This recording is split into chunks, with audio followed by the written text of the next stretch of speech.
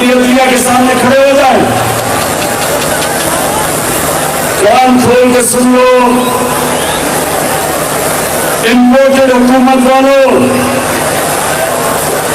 Cherry blossom सुन लो,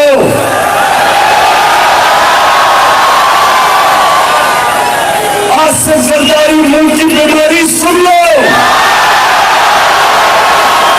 फजल-उर-रहमान diesel सुन लो कि हमारा जीना मरना पाकिस्तान में।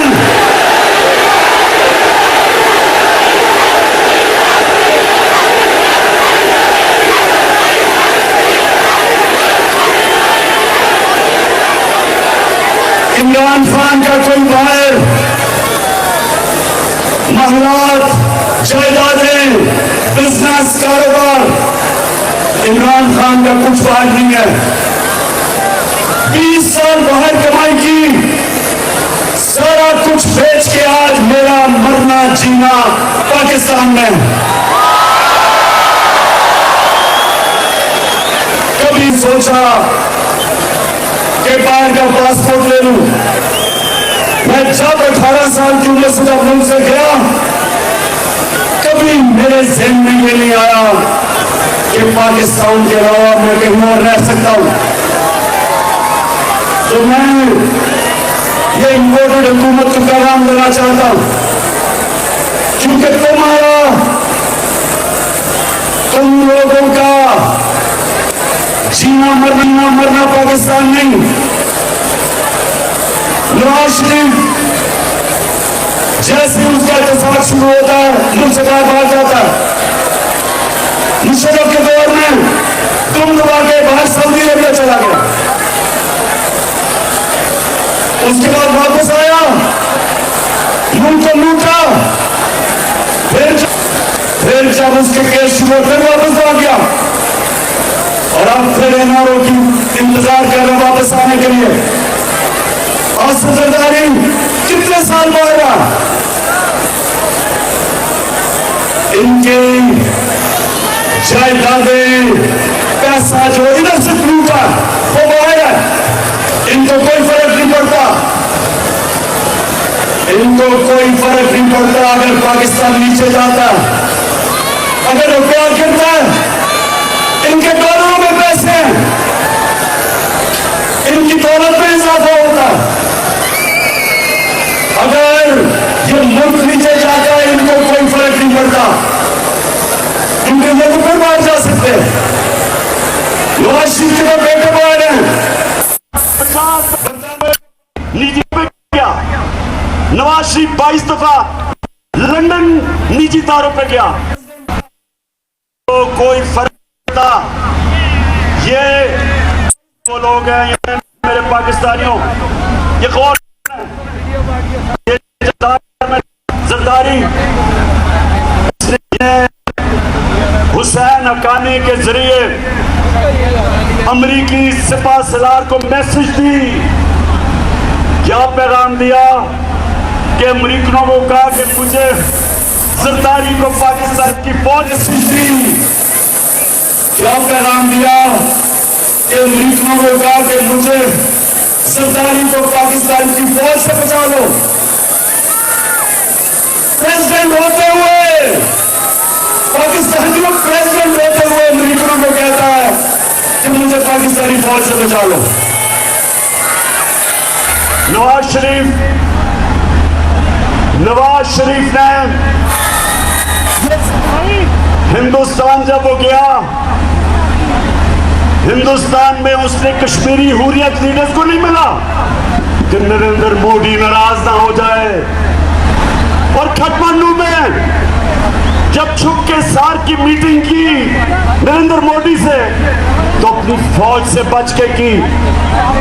कश्मीरियों पे वो जुल्म कर रहे थे, कश्मीरियों पर जुल्म कर रहे थे नरेंद्र मोदी की हुकूमत, और ये मोदी को घर के शादी पे बुला रहा था। तो हमें पाकिस्तानियों, हम जानते हैं इनका कोई फिक्र नहीं पड़ता अगर पाकिस्तान नीचे जाता है। इसलिए जब मैंने फैसला किया कि मैं धरना नहीं दूंगा, वो इसलिए किया कि हमारा जीना मरना पाकिस्तान में है। हमारी फौज, हमें जरूरत है एक ताकतवर फौज की, इस मुल्क की जरूरत है। और हमें पुलिस, अगर पुलिस ने जो जुल्म किया, वो सारी पुलिस वैसी नहीं है, और इसके ऊपर भी मैं बाद में बात करूंगा। लेकिन मुझे ये पता था कि अगर मैं उस दिन धरना दे देता तो मुल्क पे इंतशार होना था और फायदा सिर्फ चोरों को होना था। लेकिन पाकिस्तानियों, आज नौजवानों, खास तौर पे आज मैंने आपने बात सुनी, मैंने इसलिए आज आप सबको यह दावत दी कि मैं ये साबित करना चाहता था कि अगर ये 25 को जुल्म ना करते, पुलिस छापे ना मारती, टेयर गैसिंग ना करती, रास्ते ना रोकती, तो इसी तरह अवाम का समुंदर आना था इस्लामाबाद। और अवाम के समुंदर ने सिर्फ एक चीज कहनी थी, उन्होंने सिर्फ एक नारा लगाना था, इंपोर्टेड हुकूमत नामंजूर। क्योंकि कौम ना ये अमेरिका की साजिश तस्लीम करती है और ना इन डाकुओं को जो 30 साल इस मुल्क का पैसा लूट रहे हैं, ना उनको तस्लीम करती है। और हम सबको अपने सारे मुल्क के इदारों को पैगाम देना चाहते थे, पुरअमन एहतजाज करके। और हम सबको अपने सारे मुल्क के इदारों को पैगाम देना चाहते हैं। और आज पुरअमन एहतजाज करके जो हमारा हक है, इन्होंने हमें वो दिया। पेशावर में लोग जमा हुए हैं, लाहौर में कौन देखे कि सिर्फ यहाँ नहीं हमारी कौम जमा, पेशावर में लोग जमा हुए, आज लाहौर में 4 जगह पर जमा हुए, कराची में, मुल्तान में, पाकिस्तान में हमारी कौम निकली हुई है। और आपको, इदारों को एक पैगाम दे रही है कि पुरअमन एहतजाज आपको एक पैगाम दे रहा है। अभी भी वक्त है कि इन चोरों से इस मुल्क को बचा लो, कि हम सबके हाथ से गेम ना निकल जाए। चाहो भी नहीं रोक सकोगे। और तो पाकिस्तानियों, दूसरी चीज मैं आपको आज कहने आया था। देखिए पाकिस्तानियों, और से मेरी बात सुनना, क्योंकि मैं पाकिस्तान के साथ पड़ा हूं। मेरे माँ बाप एक गुलाम मुल्क में पैदा हुए थे, हिंदुस्तान में अंग्रेजों की गुलामी थी।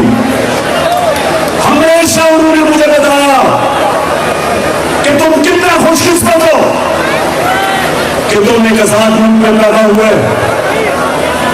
तो मेरे नौजवानों, सबसे पहले मुझे आपको ये समझाना है कि क्यों हमें आजादी चाहिए थी अंग्रेज से, क्यों कायदे-ए-आज़म ने, क्यों जंग जीती थी एक आजाद मुल्क के लिए। क्योंकि अंग्रेज के जमाने में तो बेहतर कानून चलता था, निजाम बेहतर चलता था। हमारे बड़े बताते हैं चोरी कम थी, कानून की बालादस्ती थी, बेहतर थी। तो क्यों हमने आजादी मांगी? हमने आजादी, सुन लो पाकिस्तानियों, हमने इसलिए मांगी कि हमारा अल्लाह से, ये हमारा अल्लाह से दावा कि अल्लाह तेरे सलाम किसी के सामने नहीं सर झुकाते। इलामा इकबाल ने जो शाहीन, इकबाल का शाहीन क्या था? इकबाल का शाहीन था जो जंजीरें तोड़ के ऊपर चला जाता था, परवाज़ ऊपर थी।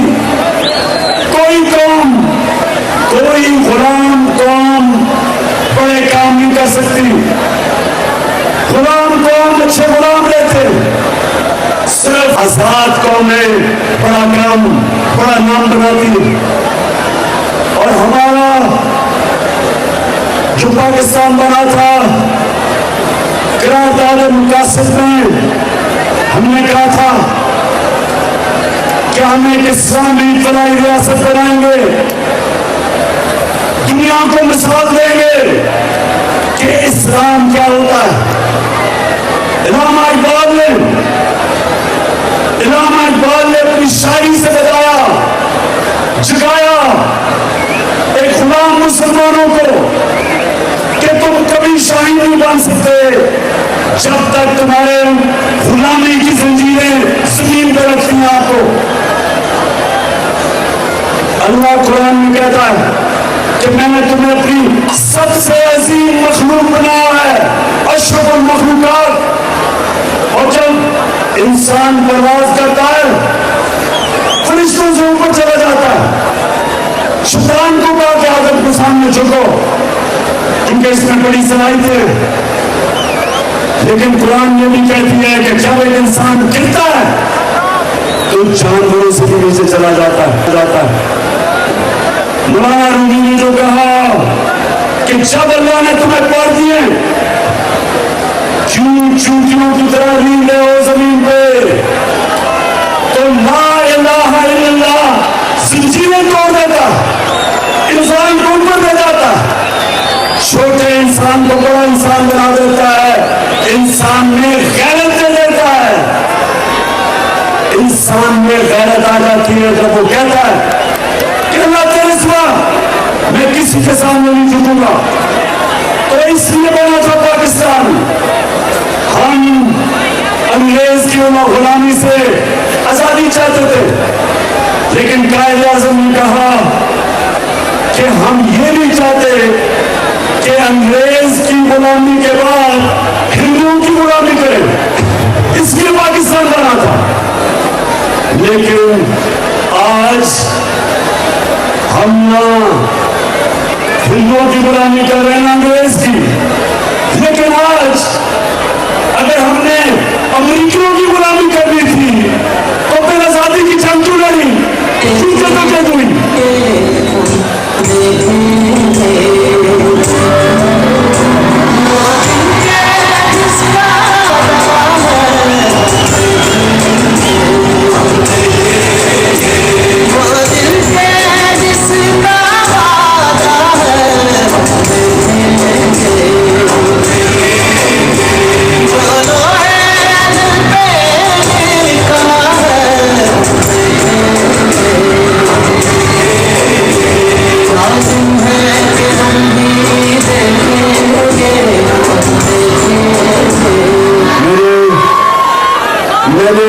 प्राइम मिनिस्टर था तो मैंने फैसला किया था कि हम नबी सल्लल्लाहु अलैहि वसल्लम की सीरत स्कूलों में बच्चों को पढ़ाएंगे।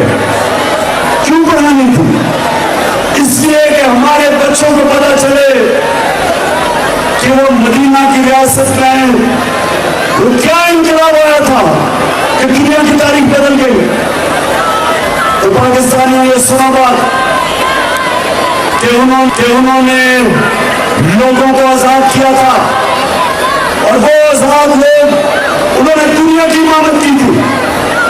तो हम जो आज पाकिस्तान में हम जो निकले हुए हैं, हम सिर्फ पैगाम ये पहुंचाना चाहते हैं कि ये अमेरिकियों के गुलामों को, इन चोरों को ये कौम कभी तस्लीम नहीं करेगी।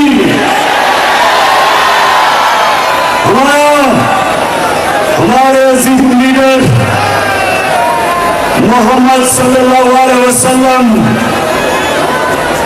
उन्होंने जब थोड़े से मुसलमान थे, 2 सुपर पावर थी, उन्होंने एक खत लिखा, एक सुपर पावर को, रोमन एम्पायर को, दूसरा जो पर्शियन एम्पायर था, उन्होंने पैगाम दिया। ये नहीं कहा कि हमें इमदाद चाहिए, उन्होंने कहा कि मैं अल्लाह का पैगाम लेके आया हूं, अगर तुम इस पैगाम पर चलोगे अपनी बेहतरी के लिए, नहीं चलोगे तुम्हारी बर्बादी है। और ये 628 और 629 के दो खत्म किए उन्होंने, और वो 10 साल के बाद दोनों सुपर पावर घुटने टेक गई थी। ये तारीख कैसा है। लेकिन मैं फैसल वो जरा वीडियो चलाओ कि जो आज कल के हमारे हुक्मरान हैं वो क्या कहते हैं, हम अपने नबी की उम्मत है, ला इलाहा इल्लल्लाह। अब ये जरा सुने, जब मैं आया हूँ तो आप समझो शायद मानने आया है, मान नहीं आया, लेकिन मजबूरी है।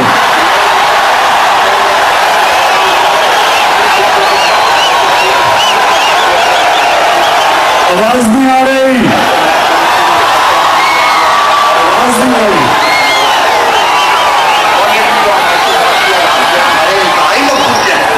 ये सारे वेंटिलेटर जो है ना ये लगे हुए हैं अमेरिका की मर्जी से लगे हुए हैं। अमेरिका क्या है, ये सारे के सारे जो हमने जो ड्रिप्स लगी हुई है, जो वेंटिलेटर लगे हैं, सारे के सारे ऑफ हो जाते हैं। पाकिस्तान पाकिस्तानी हो गए आपके लीडर, एक कहते हैं कि हम बेकारी हैं, इसलिए हम अमेरिका की गुलामी कर रहे हैं। दूसरा कहता है कि हमें अमेरिका ने वेंटिलेटर पर लगाया हुआ है, इसलिए हम मजबूर है गुलामी करने के लिए। मेरा सवाल इन दोनों को है, इन टू पॉलिशियर्स को दो, मेरा सवाल है कि ये वेंटिलेटर पर लगाया किसने? 30 साल तुम दो खानदान इस मुल्क के ऊपर हुकूमत करते रहे हो। 30 साल, तो 30 साल तुमने हुकूमत की है, तो वेंटिलेटर पे किसने लगाया है?